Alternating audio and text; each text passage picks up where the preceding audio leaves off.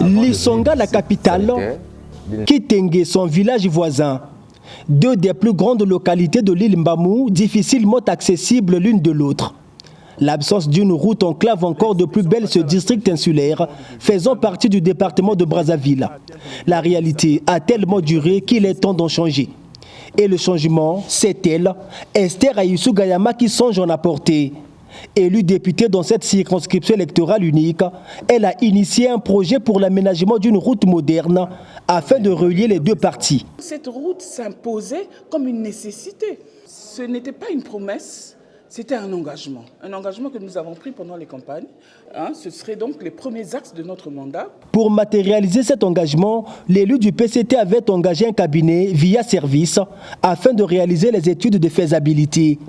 Et ce mercredi est donc intervenue la restitution de cette étude devant une poignée des habitants de l'île. Un second rapport qui inclut toutes les observations émises par le ministère de l'Aménagement du Territoire, maître d'ouvrage du projet.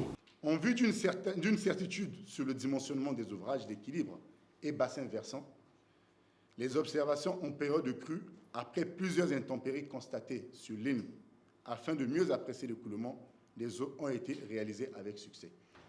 En vue d'apprécier les conséquences de toute nature liées au projet d'aménagement et de revêtement de la route Lissanga-Kitenge, l'étude d'impact environnemental et social a été menée afin de limiter, atténuer ou compenser les effets négatifs susceptibles de surgir ou faire objet du non-aboutissement du dit projet. Pendant l'étude de terrain, géologues, topographes, ingénieurs et autres intelligences impliquées ont passé au peigne fin tous les paramètres pouvant nuire ou favoriser l'aménagement de cette future route qui se fera par pavage. Sur les plans projetés à l'écran, on voit bien le tracé et tous les autres ouvrages à réaliser le long de cette route de 9 km.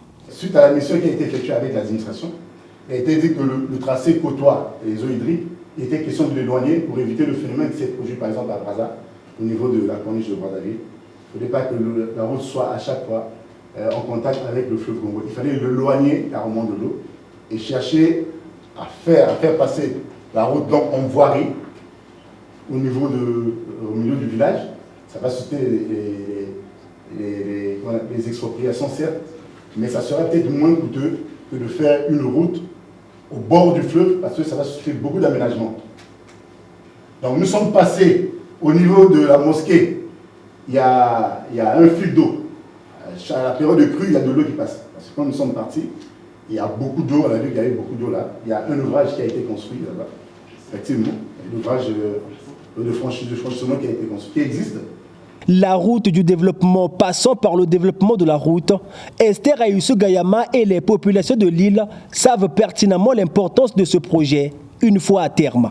Quand vous allez à dragage, quand vous achetez des champignons, quand vous achetez le poisson le soir, sachez que c'est l'île Mbamou qui est en réalité le grenier de Brazzaville et des marchés de Brazzaville.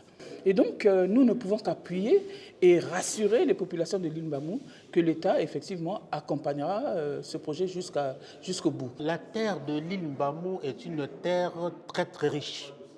On y trouve toutes sortes de légumes. Et même toutes sortes, beaucoup de fruits. Il n'y a pas moyen d'évacuer ces produits-là sur Brazzaville. Quoi? Faute de route. À quand donc le début des travaux de ce projet qui fait rêver? La réponse à cette question est à trouver chez le maître d'ouvrage. On va maintenant se battre à inscrire le projet dans le budget d'investissement en attendant l'évaluation du coût du projet.